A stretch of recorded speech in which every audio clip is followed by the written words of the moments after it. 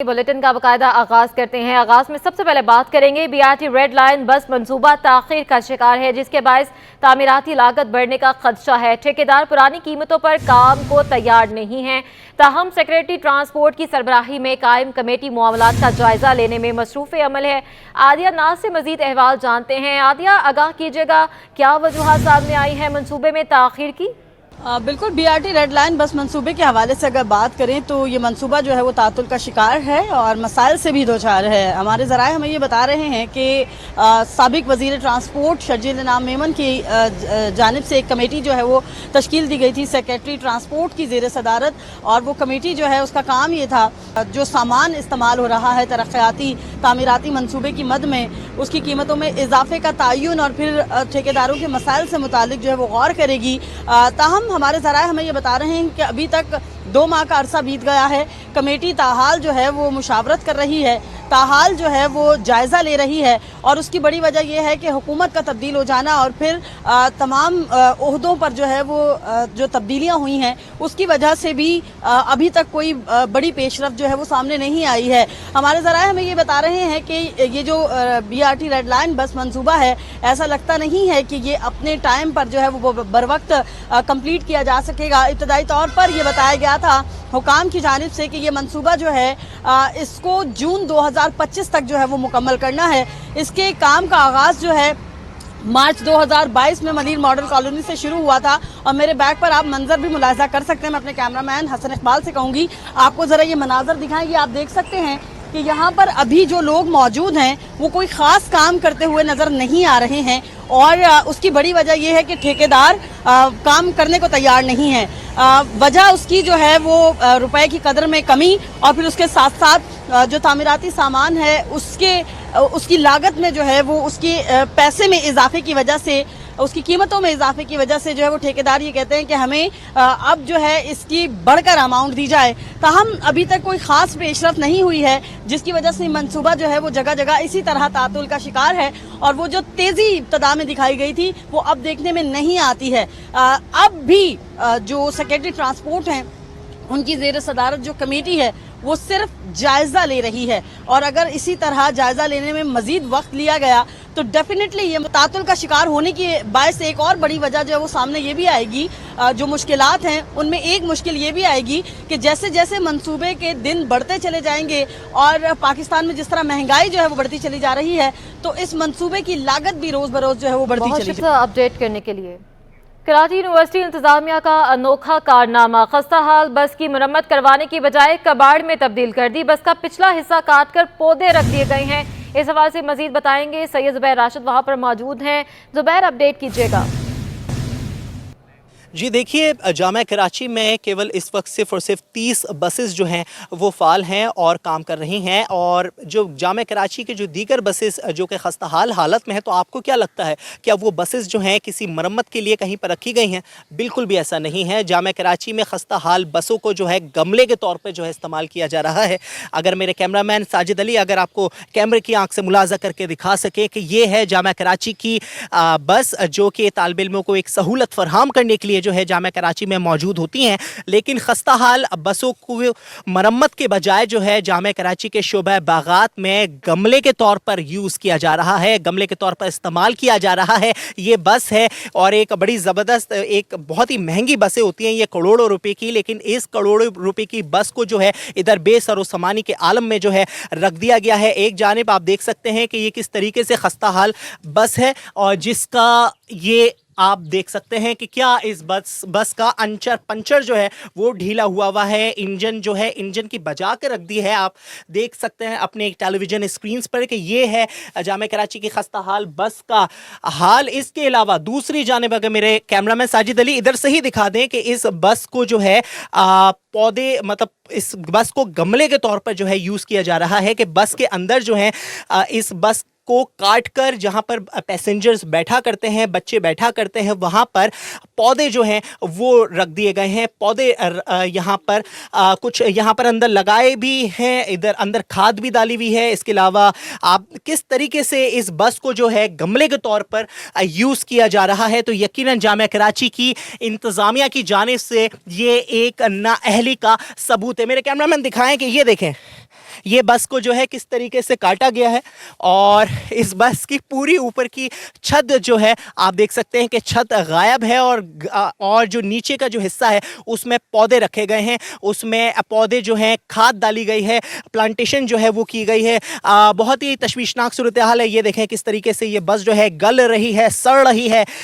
यहाँ पर इस बस को जो है मरम्मत के लिए जामिया कराची को जो है रखना चाहिए था, लेकिन उसकी दूसरी जानिब कहानी बिल्कुल बरक्स दिखाई देती है कि जामिया कराची में जो बसेस थी जो कि खस्ता हाल थी उनको काट कर जो है गमले के दिया जा रहा है। सैयद जुबैर राशिद हमें अपडेट कर रहे थे। जामिया कराची के शोबा बागात में मौजूद 6 एकड़ की नर्सरी में 40,000 से ज़ायद पौधे मौजूद हैं। सीनियर गार्डनर आदिल मुस्तफ़ा ने बताया कि इन पौधों की देखभाल करते हैं और ये पौधे शोबा बागात में ही इस्तेमाल किए जाते हैं। मज़ीद जानते हैं हमारी नुमाइंदा सबा परवेज़ वहाँ पर मौजूद हैं। जी सबा। जी बिल्कुल, मैं इस वक्त मौजूद हूँ जामिया कराची के शोबा बागात में, जहाँ पर जो है वो 6 एकड़ पर जो मुल्तवी नर्सरी है और मुख्तलिफ़ इक़साम की यहाँ पर जो है वो पौधे रखे गए हैं। और मेरे साथ इस वक्त जो है वो सीनियर यहाँ पर गार्डनर भी मौजूद हैं, साहब आदिल साहब, और इनसे जानते हैं। जी मुझे बताइए कि यहाँ पे कितने किस्म इक़साम के पौधे हैं और किस तरह से इनकी देखभाल करते हैं। इसके लिए ये है कि यहाँ पर तकरीबन 40,000 प्लांट हैं, उनमें कुछ हर्ब हैं, कुछ ट्रीज़ हैं और कुछ फ्लावर के पौधे हैं। वो यहाँ पर एक आदमी पानी देता है और हम 3-4 आदमी मिलके इसको तैयार करते हैं। और हमारे तकरीबन यहाँ पर प्लांटेशन होती है जामिया कराची के अंदर 40 से 50,000 ट्रीज़ हम यहाँ पर लगाते हैं हर साल। और सेल पॉइंट ये नहीं है, सेल पॉइंट बाहर है, लिहाजा यहाँ पर जो भी ये जो आप प्लांट इस्तेमाल देख रहे हैं, इस प्लांट का के 2 फंक्शन हैं, 3 फंक्शन हैं, 4 फंक्शन हैं। वो क्या क्या है? पहली बात तो ये है कि ये कार्बन का ऑक्सीजन प्रोवाइड करता है। दूसरी बात ये कि फ्लावर इससे मुहैया होते हैं। उसके अलावा जो प्लांट हैं वो दरख्त हैं, फूड के दरख्त भी हैं और ट्री भी हैं जो हमें लकड़ी मुहैया करते हैं। तो ये चीज़ें हमारे। मुझे ये भी बताइएगा कि ये जो अब 40,000 से ज़ायद यहाँ पर पौधे हैं आपने बताया, और तो ये पौधे आप यहाँ पर सिर्फ आपने सजावट के लिए रखे हैं या सिर्फ डिपार्टमेंट में ही होते हैं या फिर इन्हें आप बाहर भी बेचते भी हैं? बेचते तो बहुत थोड़ा बेचते नहीं हैं, लेकिन यहाँ पर जो डिपार्टमेंट में जहाँ ज़रूरत होती है वहाँ पर हम पौधे लगाते हैं जामिया कराची के अंदर।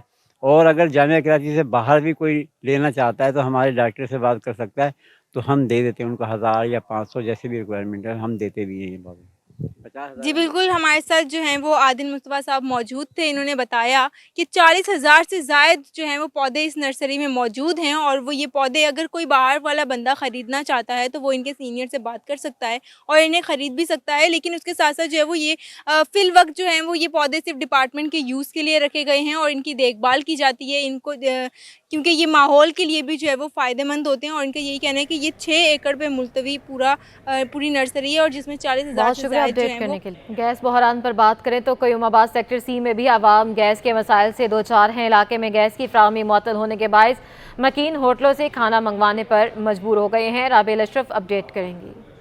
जी बिल्कुल, शहर कायद के बाद से बुनियादी सहूलियात से महरूम है, बुनियादी मसाइल का उनको जो है वो सामना करना पड़ा है। शहर कायद में मुख्तलिफ इलाकों की तरह गैस, बिजली और पानी के मसाइल का लोगों को सामना करना पड़ता है। इसी तरह इस वक्त हम मौजूद हैं कयूमाबाद सेक्टर सी में, जहाँ पर लोगों को गैस के मसाइल का सामना करना पड़ा है। हमारे साथ इलाका मकीन मौजूद है, इनसे मजीद जाने थे। भाई मुझे बताएं गैस की क्या सूरत हाल है? जी गैस की बहुत बुरी सूरत हाल है। पहले तो होता था कि सर्दियों में गैस नहीं आती, अब तो गर्मियों में भी गैस नहीं आती।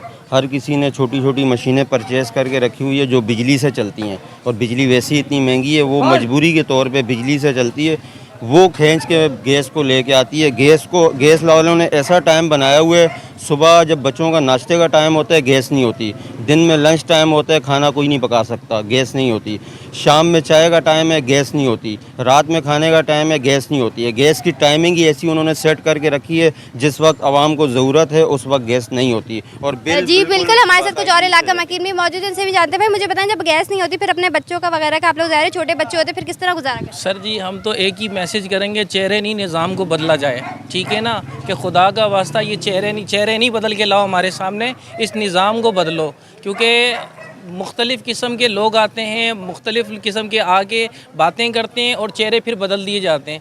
जी बिल्कुल, जैसे कि आपने सुना हमारे साथ इलाका मकीन मौजूद है, उनका यही कहना है कि बिजली के गैस के बिल जो है वो इतने आ जाते हैं, लेकिन गैस तो वो आती नहीं है। साथ साथ उनका यही कहना है कि बच्चों के लिए ना सुबह नाश्ते के टाइम पे गैस होती है, ना ही शाम की चाय पीने के लिए गैस होती है। उनका साथ यही अपील है कि गैस की फरहमी को जाके मैसर बहाल किया जाए, गैस की फरहमी बहाल की जाए, ताकि जो है यहाँ पे इलाका मकीनों को इन मुश्किलात का सामना न करना पड़े। जी।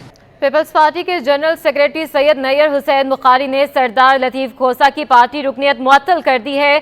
सैयद नैयर हुसैन बुखारी ने एक हफ्ता कबल सरदार लतीफ़ खोसा को शोकॉस नोटिस जारी किया था, जिसमें इनसे वजाहत तलब की गई थी। बात करेंगे हमारे नुमाइंदे शुएब मुख्तार से। शुएब, आगाह कीजिएगा इस बारे। जी बिल्कुल, पीपल्स पार्टी के जनरल सेक्रेटरी सैयद नैयर हुसैन बुखारी ने मारूफ कानूनदान सरदार लतीफ़ खोसा की पार्टी की रुकनियत जो है मुअत्तल कर दी है। पीपल्स पार्टी के जनरल सेक्रेटरी की जानिब से सेंट्रल एग्जीक्यूटिव कमेटी की रुकनियत जो है सरदार लतीफ़ खोसा की जो है वो मुअत्तल की गई है। चंद रोज कबल जो है वो सरदार लतीफ़ खोसा को पीपल्स पार्टी के जनरल सेक्रेटरी की जानिब से शोकाज नोटिस जारी किया गया था। इस नोटिस का जवाब ना देने पर जो है उनकी आज जो है वो पार्टी से बुनियादी रुकनियत जो है वो खारिज की गई है। 14 सितंबर को जो है पीपल्स पार्टी ने पार्टी नज़्म-ओ-ज़ब्त की खिलाफ वर्जी पर सीनियर रहनुमा और मारूफ कानूनदान को सरदार अब्दुल लतीफ़ खोसा को शोकाज नोटिस जो है वो जारी किया था। लतीफ़ खोसा को पार्टी क़यादत को इतला किए बगैर दूसरी जमात के सरबराह के केसेस के दिफा पर जो है ये शोकाज नोटिस जारी हुआ था। जबकि मारूफ कानूनदान सरदार लतीफ़ खोसा ने वकीला कन्वेंशन से खिताब में भी साइफर के हवाले से रियासत पर जो है वो तनकीद की थी। सरदार लतीफ़ खोसा से शोकाज नोटिस का जवाब जो है 7 रोज में तलब किया गया था। ताहम उनकी जानिब से शोकाज नोटिस को संजीदा ना लिए जाने पर जो है आज जो है पीपल्स पार्टी के जनरल सेक्रेटरी की जानिब से उनकी पार्टी की रुकनियत जो है वो मुअत्तल कर दी गई है। जी। अच्छा, ये भी बताइएगा, सरदार लतीफ़ खोसा की जानिब से कोई मौक़िफ़ सामने आ सका है? बिल्कुल, अब से कुछ देर कबल जो है ये फैसला सामने आया है, तो अब तक जो है सरदार अब्दुल लतीफ़ खोसा की जानिब से कोई मौक़िफ़ जो है सामने नहीं आया है। ताहम हमारे बाएतमाद ज़राए ये कहते हैं कि सरदार अब्दुल लतीफ़ खोसा जो है पार्टी की रुकनियत मुअत्तल किए जाने पर जो है वो पार्टी की आला क़यादत से भी जो है इस मामले पर रुजू करेंगे और अपील जो है वो दायर करेंगे। और उनकी जानिब से आज जो ये फैसला सामने आया है तो वो इस मामले पर जो है वो अपील में जाएंगे और इस शोकाज नोटिस का जवाब भी देंगे। जी ठीक है, बहुत शुक्रिया शुएब। अपडेट कर रहे थे शुएब मुख्तार हमें। बुखारी सैयद नैयर हसन बुखारी ने सरदार लतीफ़ खोसा की पार्टी रुकनियत मुअत्तल कर दी। सैयद नैयर हसन बुखारी ने एक हफ्ता कबल सरदार लतीफ़ खोसा को शोकॉस नोटिस जारी किया था, जिसमें इनसे वजाहत तलब की गई थी। पीपल्स पार्टी के जनरल सेक्रेटरी सैयद नैयर हुसैन बुखारी ने सरदार लतीफ़ खोसा की पार्टी रुकनियत मुअत्तल कर दी। सैयद नैयर हुसैन बुखारी ने एक हफ्ता कबल सरदार लतीफ़ खोसा को शोकॉस नोटिस जारी किया था। पुलिस की जानिब से शहरी को मुबैना तौर पर हरासा करने का case SSP west Mehroz Ali Sindh high court में पेश। अदालत ने फ्रीकैन को 3 दिन में मामलात हल करने का हुक्म दे दिया। अपने नाज़रीन को अपडेट करें कि पुलिस की जानिब से शहरी को मुबैना तौर पर हरासा करने का मामला है। शहरी ने अदालत से रुजू कर लिया। डीएसपी मंगू पीर अदालत में पेश हुए। एसएसपी को बुलवाया था। एसएसपी साहब कहाँ हैं? अदालत की जानिब से इस्तफसार सामने आया है। एसएसपी को 1 घंटे में बुलवाएं, अदालत की जानिब से ये रिमार्क्स सामने आ गए हैं। कराची में एक बार फिर भत्ताखोरों की मुबैना तौर पर मुतहरिक होने का इंकशाफ। लियारी गैंगवार के नाम पर ताजरों और बिल्डर्स को मुबैना धमकियां मिलने लगी। कन्वेनियर लॉ एंड ऑर्डर कमेटी आबाद अवैस थानवी का कहना है कि गुज़िश्ता अदवार में भत्ते का सिलसिला रुक गया था, लेकिन अब दोबारा शुरू हुआ है। मज़ीद वो क्या कहते हैं, आइए सुनते हैं। पुराने इलाके जो ओल्ड एरियाज़ हैं, जिसमें हम लियारी का एरिया है, गार्डन का एरिया है, इन इलाकों में थोड़ा बहुत ज़्यादा स्कीम 33 है, इन इलाकों में थोड़ा बहुत दोबारा ये लोग मुतहर्रिक होना शुरू हुए हैं। और लोगों को जो भत्ता माफिया, ज़ाहिर है एक ज़माने में तो आपको मालूम है कि ये बहुत चल रहा था मामला, मगर अल्लाह का शुक्र है ये बीच में बिल्कुल ख़त्म हो गया था और चीज़ें बहुत ज़्यादा बेहतर हो गई थी। मगर अभी कुछ अरसे से तकरीबन महीना हो गया है, इस महीने में हमें एज़ कन्वीनियर आबाद, क्योंकि ज़ाहिर है मैं आबाद का लॉ एंड ऑर्डर कमेटी का कन्वीनियर हूँ, तो हमें भत्ते के हवाले से काफ़ी शिकायत अपने ही बिल्डर्स की तरफ से मौसूल होना शुरू हुई हैं। शहर के दीगर टाउन्स की तरह नाज़िमाबाद में भी हज़रत मोहम्मद सल्लल्लाहु अलैहि वसल्लम के जश्न विलादत के हवाले से आशिकान रसूल को बल्दियाती खिदमात की फ्राहमी का सिलसिला जारी है। मज़ीद बताएंगे रिजवान अहमद। जी बिल्कुल, बल्दियाती इदारों की बात की जाए तो जमूद का शिकार है सारा निज़ाम, क्योंकि अफसरान हो या मुंतखब नुमाइंदे इख्तियारात माली और इंतज़ामी उनके पास मौजूद नहीं हैं। इस कशमकश की सूरत हाल में बल्दियाती इदारों पर बड़ी ज़िम्मेदारी आयद हो गई है। यकम ता 12 रबी अव्वल तक जो तैयारियां हैं आशिकान रसूल अकरम सल्लल्लाहु अलैहि वसल्लम को फराम करने के हवाले से, और इसके साथ साथ रेन एमरजेंसी की खिदमात भी जो है इनको अंजाम देनी है। हमारे साथ डायरेक्टर सैनिटेशन मौजूद हैं इस वक्त नाज़िमाबाद टाउन के, उनसे बात करते हैं। बहुत शुक्रिया ज़हीर खान साहब, फरमाइएगा इख्तियारात नहीं हैं और वसाइल भी नहीं हैं, लेकिन इतने अहम अमूर अंजाम देने किस तरह मैनेज कर रहे हैं? देखिए मसले मसाइल तो है, लेकिन यहाँ के मुंतखब जो नुमाइंदे चेयरमैन वाइस चेयरमैन भरपूर हमारे साथ, जिस दिन से मुंतखब हमारे साथ भरपूर शाना वो लोग खड़े हुए हैं, और जो मसले मसाइल छोटे मोटे आ रहे हैं वो उसको हल करने की कोशिश कर रहे हैं। बिल्कुल, बड़े काम तो यहाँ पर होते दिखाई नहीं देते। आप मुझे बताइएगा, नासिर खान हमारे साथ मौजूद हैं जो कि मुंतज़िम हैं गुलबहार में जश्न ईद मिलादुन्नबी की तैयारियों के हवाले से। क्या किसी किस्म की मुश्किलात, इंतज़ामिया का ताउन कैसा है, और क्या माजी की तरह जो है आप मुतमईन हैं यहाँ पे इंतज़ामात के हवाले से? बिस्मिल्लाहिर्रहमानिर्रहीम। मेरा नाम नासिर हुसैन, मरकज़ी अंजुमन जश्न ईद मिलादुन्नबी सल्लल्लाहु अलैहि वसल्लम का नायब सदर हूँ। हकीकत है ये बात, हमें ज़रूरत नहीं है किसी बात की, सिर्फ हमें एक ही बात की ज़रूरत है, बिजली का जो बिजली कम बिल ज़्यादा, और जबकि लोड शेडिंग के हमें क़यामत के आसार नज़र आ रहे हैं। इसलिए कि सैनिटेशन, वाटर बोर्ड, दीगर इदारे भरपूर काम कर रहे हैं। हम यूसी चेयरमैन, वाइस चेयरमैन सब कुछ मिलजुल के काम कर रहे हैं। बिल्कुल, कहा यह जा रहा है कि जो बल्दियाती इदारे हैं उनकी खिदमात तो जो है उसका एतराफ़ किया जा रहा है कि बेहतर हैं, लेकिन सबसे बड़ा मुतालबा लोड शेडिंग के हवाले से है।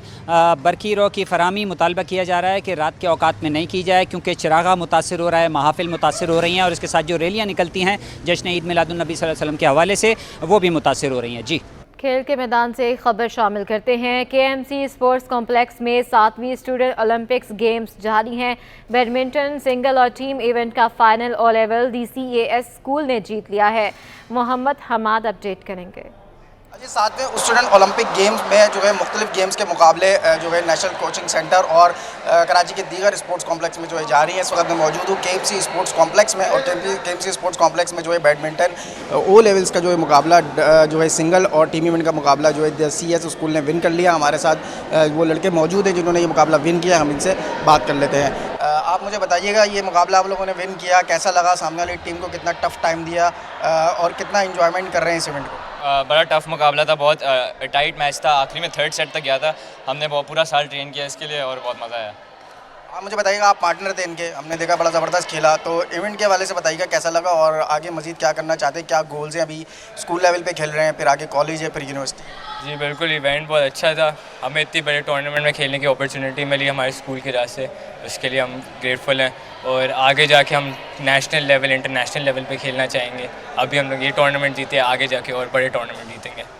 देखिए, काफ़ी इन लड़कों में काफ़ी जो है जोश और जज्बा है। इनका ये कहना है कि अभी हमने स्कूल लेवल पे टूर्नामेंट जीता है और आगे जो है इंटर कॉलेज, इंटर यूनिवर्सिटी, फिर जो है नेशनल लेवल और फिर जो है पाकिस्तान लेवल पे फिर जाकर खेलेंगे और अपने मुल्क का नाम रोशन करेंगे।